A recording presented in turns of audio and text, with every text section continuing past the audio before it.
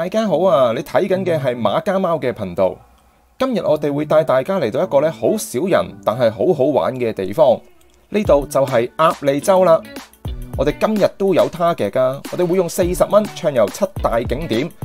咁唔係行下就算㗎喎，我哋仲會坐舢板食好西同埋睇日落嘅。想知道有咩玩？快啲繼續睇落去啦！我哋首先會喺港鐵利東站嘅 A1 出口出發，第一站我哋就去友和士多。嗱，呢間士多就真係夠晒古色古香啦，賣嘅就係一啲好傳統嘅糕點啊嚇。咁由呢一個A1 出口行到去呢個鴨脷洲大街之後呢，轉左，再行多幾十步左右呢，就到㗎啦。一場嚟到，當然要入去睇下有咩好食先啦。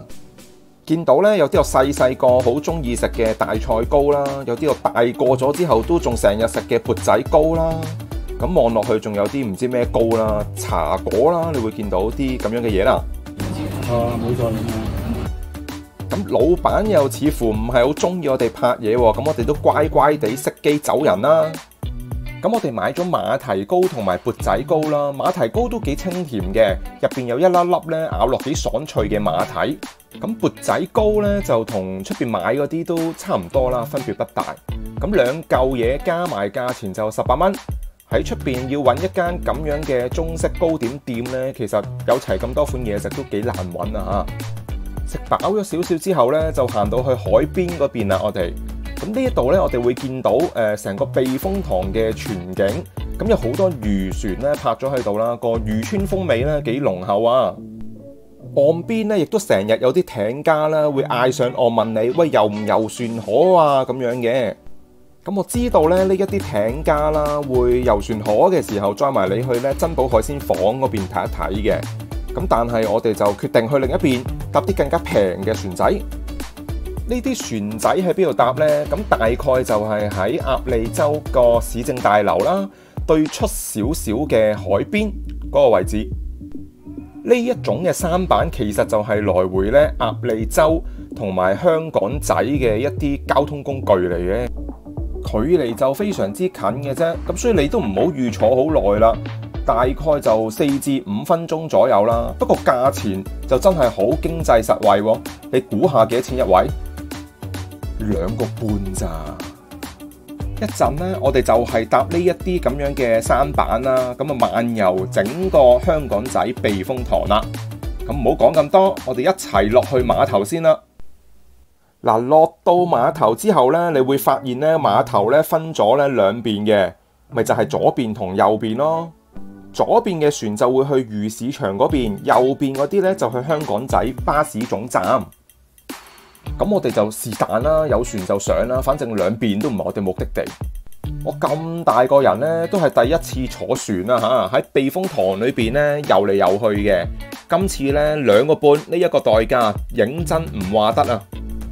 好啦，咁大家知唔知上船之後第一件事要做啲咩啊？咪就係訂閱我哋馬家貓嘅頻道咯，我哋下次要再見噶嘛，係咪？仲有啊，就係 like 埋我哋呢一條片 ，share 俾你嘅朋友，同埋留低你嘅 comment 啦。講咗咁耐，終於開船啦！架船就駛嚟咗碼頭啦。咁你會望翻上岸邊，岸邊啲人又望翻住你架船咁樣。有啲人喺碼頭邊又釣下魚，生活咪就係應該咁樣咯。咁沿住避風塘啲路一路行啦，你會見到各式各樣好唔同嘅一啲船喺你身邊經過啦。咁對於城市長大即係好少搭船嘅我哋嚟講啦，其實呢一個嘅景象真係幾特別嘅。要望就望多兩眼啦，因為好快咧講多兩句，架船就會去到對面岸嘅碼頭噶啦。呢一邊見到嘅建築物啦，其實已經係香港仔嗰一邊嘅地區嚟噶啦。咁你望到而家有個綠綠地色嘅碼頭，咁呢一個就係以前珍寶海鮮舫嘅碼頭啦。咁不過而家都人去樓空啦。2個半用完啦，我哋又要咧排隊乖乖地上船啦。你上船嘅時候又有啲人等住落船嘅喎，來去匆匆咪就係咁解咯。我哋登陸嘅地點咧就叫做香港仔海濱公園啊。咁其實睇真啲都係一個公園嚟嘅啫。擰翻轉頭就見到以前珍寶海鮮舫個碼頭落晒閘咯。早排曾經都心血來潮啦，想去試下啦，好耐冇去過咁樣啦。但係又諗起，喂，埋單個荷包又好肉痛嘅喎。咁諗下又唔使諗啦，而家冇得諗啦已經。所以呢個故事呢，就教訓我哋啦，要珍惜眼前嘅一切啦。有啲嘢過咗去就真係翻唔到轉頭噶啦。行近啲睇到張告示就寫住3月3日起就開始停業啦。咁祝你早日復業啦！沿住海邊一路行啦，右手邊會見到好多檔攤，咁有啲係食海鮮嘅餐廳嚟啦。行過都幾大陣魚腥味。再行就見到有個碼頭，可以由呢一度搭船呢去蒲台島啊，去南丫島都搭得到嘅。之後呢，我哋就要睇第3個景點啦。呢個景點呢，香港仔都出晒名啊，係流宿艇仔粉。咁當日呢，依架艇仔粉呢就泊咗喺香港仔個碼頭度啦。咁好多人排隊食嘅，你就唔好理佢好唔好食。但係有人喺架船仔嗰度呢煮碗粉俾你拎住食呢，其實亦都係好獨特嘅一個體驗嚟嘅。香港仔嗰邊我哋要睇嘅就睇過晒啦，又用翻2個半呢搭翻架舢板啊嚇，遊覽下個避風塘，順便翻去鴨脷洲啊嘛。咁樣搭下呢，我哋都喺避風塘入邊其實行咗1個圈噶啦已經。又上岸之後，我哋又肚仔餓啊！咁今次我哋又翻去鴨脷洲市政大樓啦，即係街市嗰度，上邊有個熟食市場，咁應承咗大家話要食好西噶嘛，咁我哋就喺呢個熟食市場上邊呢，帶大家食一個招牌邪惡一口西多啊！目的地就係呢一間陳新記啦。咁除咗一啲招牌西多之外啦，佢都有啲炒粉麵飯嘅。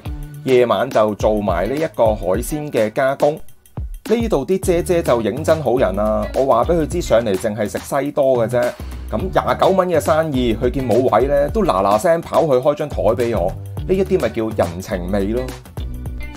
嗱，西多即整就真係夠晒熱辣啦，咁入口仲脆嘅，上邊淋咗啲花生醬、煉奶啊、牛油啊，其實入口真係冇得頂，好食過好多茶餐廳。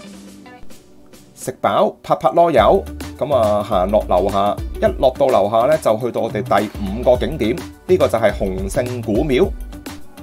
有興趣嘅信眾咧，又可以入去裝住香，簽下香油咁樣啦。咁又或者好似我哋咁樣喺出邊影下相、打下卡咁樣，其實都 OK 嘅。睇完古廟之後咧，我哋就真係認真遊覽一下鴨脷洲嘅海濱啦。呢一個海濱認真唔話得啊，真係好多打卡嘅熱點。嗱，譬如呢個咁啦，無啦啦行過，你又會見到有架撐緊船嘅一個漁夫嘅雕像擺咗喺度。咁另外有2個漁夫就坐埋一邊偷懶休息緊。行多冇幾步呢，你又會見到呢，好近啊，真係喺你面前觸手可及嘅一個龍舟。平時你睇電視先見到嘅啫嘛，點會咁近見到龍舟？有龍舟就當然有埋隻帆船喺度啦。呢個又係一個打卡位啦，竟然搭港鐵喺市區入邊都可以有個燈塔俾你打卡影相。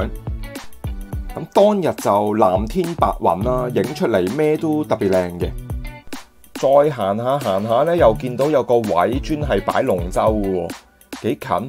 你中意爬上去同個龍頭影相都仲得啊！望翻出去避風塘嗰邊，就見到珍寶海鮮舫嘅舊址啦。其實大家又會有冇諗過，連珍寶海鮮舫都會執笠？玩咗半日，終於嚟到最後一站啦，就係要去鴨脷洲大橋橋頂嗰度睇日落啊！要上呢一條橋呢，要去翻地圖啦，近一個叫做新市街嗰度嘅位置嘅，嗰度會有樓梯，亦都會有升降機啦，就會上到嗰個橋面。上到橋面呢，就梗係向翻橋中間嗰邊行噶啦。咁沿路經過咗啲樹蔭之後呢，開始就會見到翻個避風塘景。咁呢一度人就唔算多嘅，如果你係想上嚟睇翻個避風塘全景又好啦，喺度真係等睇日落都好啦，其實都好輕鬆嘅。咁望翻落去啦，見到泊咗都唔少遊艇喺度啦。呢個唔算係最靚嘅位，咁我哋再行前多少少，睇下個景會唔會有唔同啊？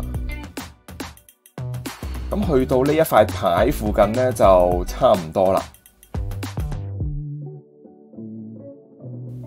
咁遠望到成個避風塘嘅景啦。咁坦白講，今日又未到好日落嘅時間嚟嘅，早咗少少。如果晏少少嚟，應該就好 perfect 啦。咁既然都過咗呢一條橋啦，我哋決定繼續咧行去呢一個黃竹坑站方向啦嚇。咁喺嗰度搭車走嘅。